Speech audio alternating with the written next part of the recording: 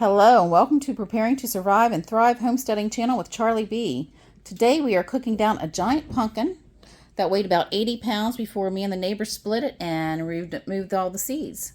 So, what am I going to do with this pumpkin after I get it cooked down? Guess follow me and find out.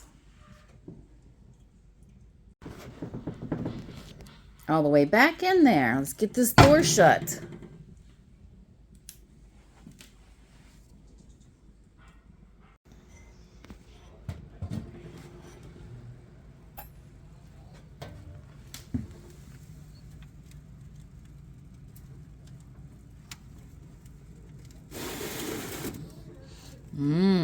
Starting to get done. Be good to peel it off.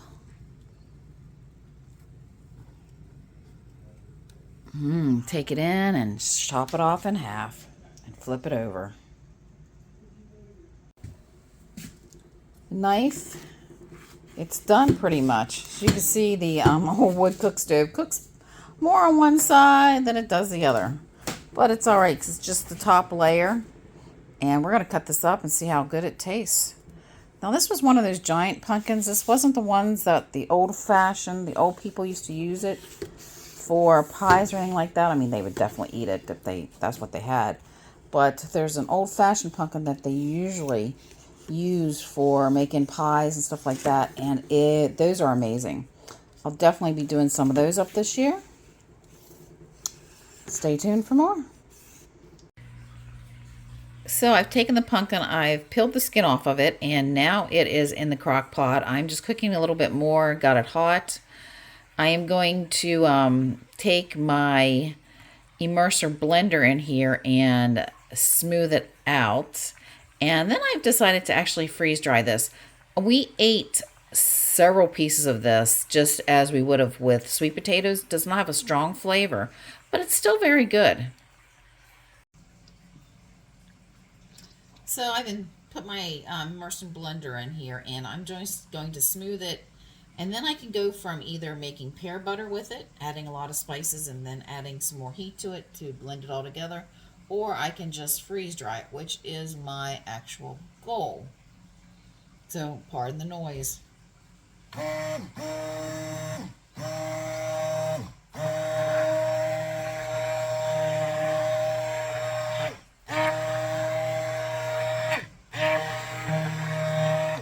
So this is going to take a little while, and I'm not going to expect you to stand here and watch me, so we'll be back in a few. I am making a little bit of a mess with this guy. If you can see there on my wall. Oh boy, scrubbing time. So be careful when you're doing this. Don't pull it out too far or it spins or it splatters all over your wall.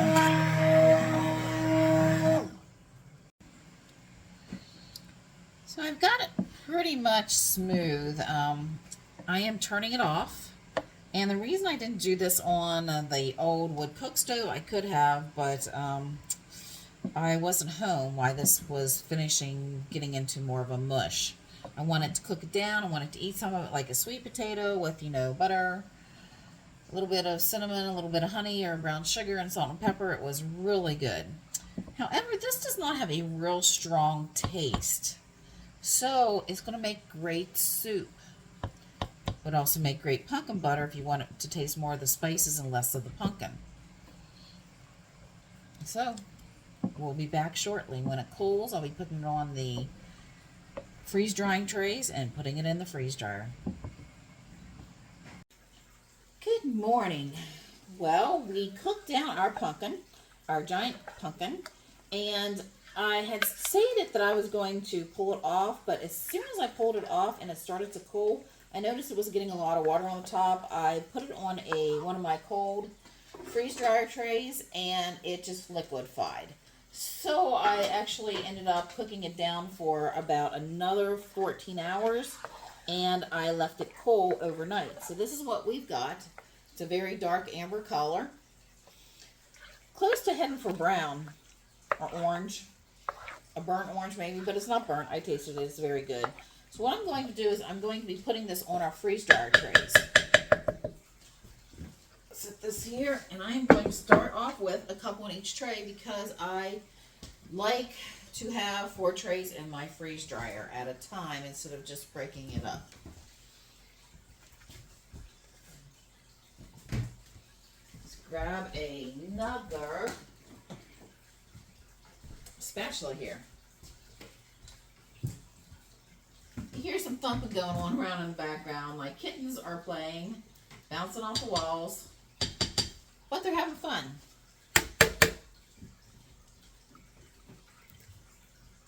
So I'm going to go ahead and just fill up each one of these trays and go. So, like I had stated, this does not have a really strong pumpkin taste. It actually kind of tastes a little bit more like a butternut squash. It's not quite as sweet, but we ate some yesterday. Just kind of chunking off right as it was cooking when it was done, and before I cooked it down, I made this. And we put butter and a little bit of salt, pepper, and of course some cinnamon and a dribble of brown sugar. It was very good. Kind of ate it like a sweet potato. Can't go wrong. This will also make great pumpkin soups if you don't like an over amount of pumpkin flavor. Not everybody likes the flavor of pumpkin. I do to a point, but I'm not in love with it. So I could add some cinnamon, let's see here. How about some curry? That would add a nice taste to a pumpkin soup, kind of give it an Indian flavor.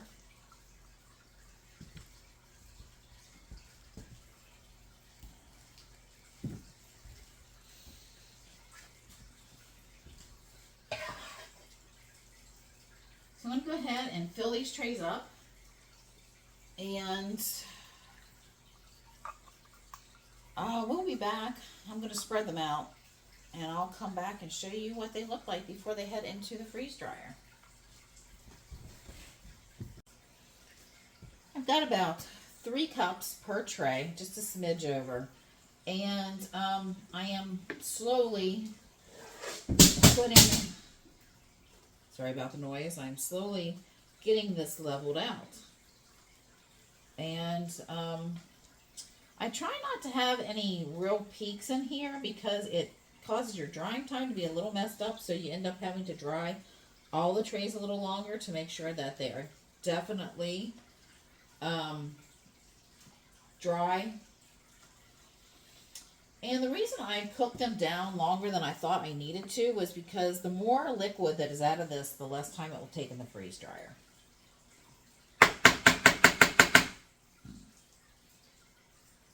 It's a little time consuming, but that's alright. Because take your time while you're prepping the product, the finished product will be even much better.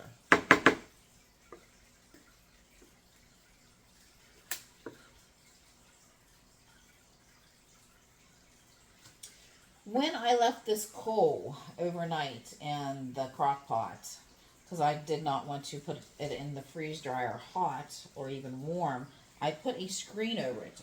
Just a regular screen from like a window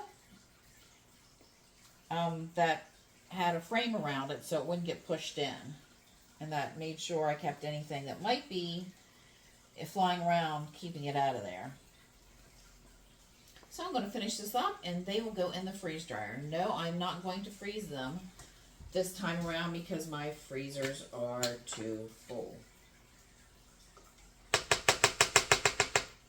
So we will come back when they're out of the freeze dryer and I'll show you what they look like. Well, this is the pumpkin that I just pulled out of the freeze dryers. You can see it looks very nice. It's very, very dry. I'm just going to crack it like this so I can start pulling it off of the pans. I'm also going to break it up in small pieces and put it in my cup, and then I'm going to make a powder out of it. So let's get started. I'm going to stack these on top of each other, make it cutting them just a little bit easier for me. Just cut these down in blocks with a knife. They're dry, so they'll pretty much crumble fairly easily.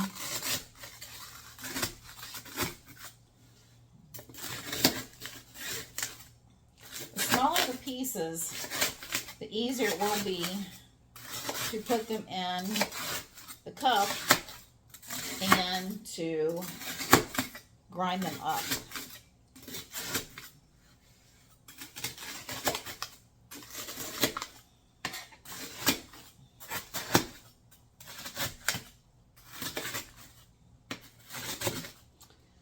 Normally get about a third of the tray in, sometimes a little bit more, in order to get these to grind up really nice. Just starting here from the middle. Now this will be noisy once I get it going.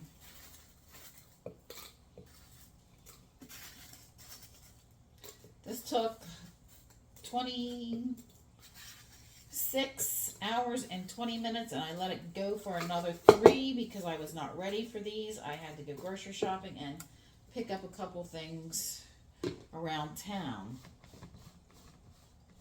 Oops, upside down. Here, let's get it this way.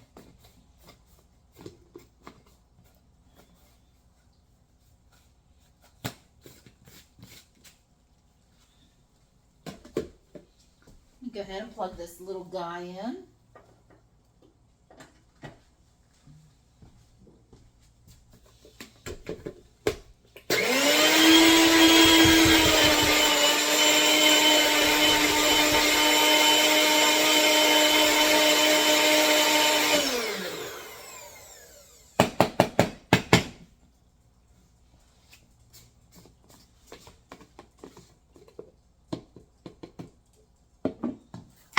Getting the powder here going everywhere. That's all right.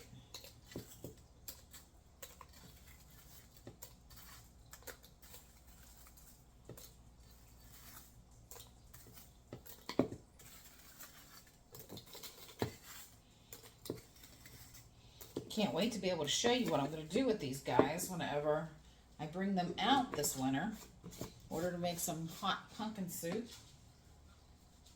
or a sauce, or even a pumpkin bread maybe.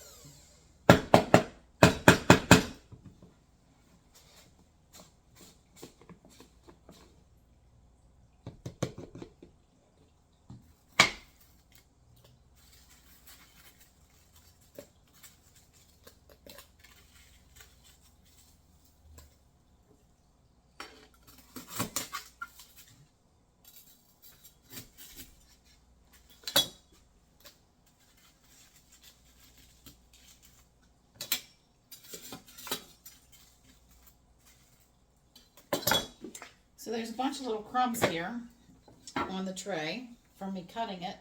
Just going to dump them in the funnel. Let them go down into the cup so I can brush those up too.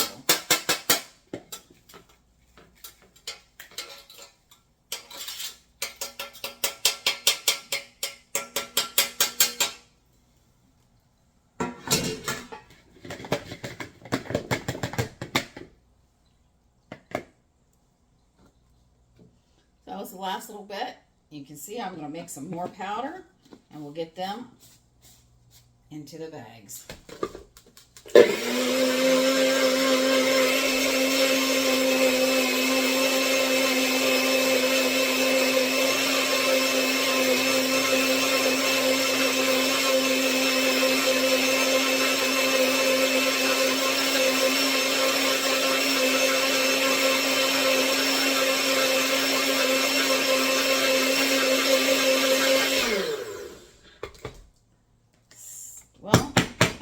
Bag, I think, now don't hold me to this, I think they are considered pint bags.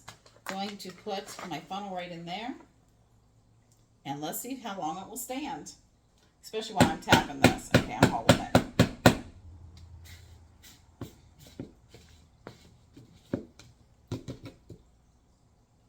And that's the powder that we made.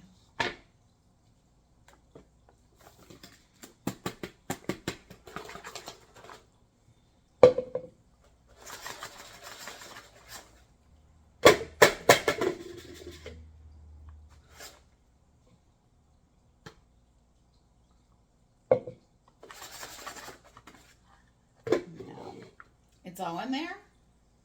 I'm going to, these are the ones with the Ziploc on them, so I'm going to go ahead and seal them real fast. I have not put the oxygen absorber in there. I'm not going to until I go to seal them the rest of the way. So I'm going to just set this aside, and we'll be back when we go to seal them. I'm going to finish these trays up. So I am in the process of getting our oxygen absorbers in here. Oops, I already put some in that one. And I'm putting 200 cc's because these packages are not as full as some of the other ones I've done. So I want to make sure that they do absorb any air that might be in there. Oh, there we go. And I just dropped my 200 cc's in there. Squish out the air.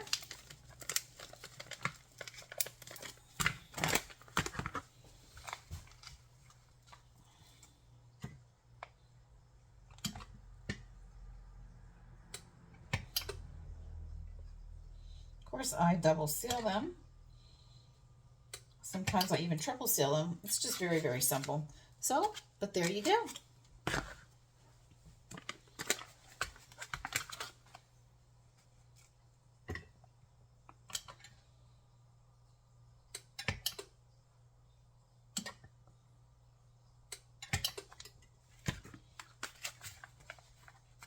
Oh, that thing's hot. Yes, that's going to stay on film.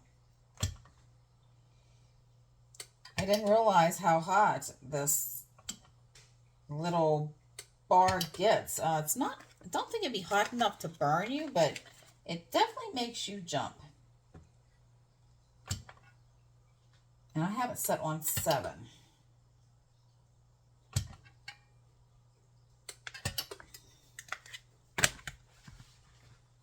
Well, we've sealed all 4 packets, and all I have to do is label them and put them in our stores, and then we will make something with them this year. I'll enjoy showing you, so come along, look for the video, and it's already October, so it would be this year, maybe even next year. I guess we'll have to find out. And remember, if you like my content, please like, share, and subscribe. That's the best way you can help my channel, is sharing and subscribing. So we'll be seeing you soon.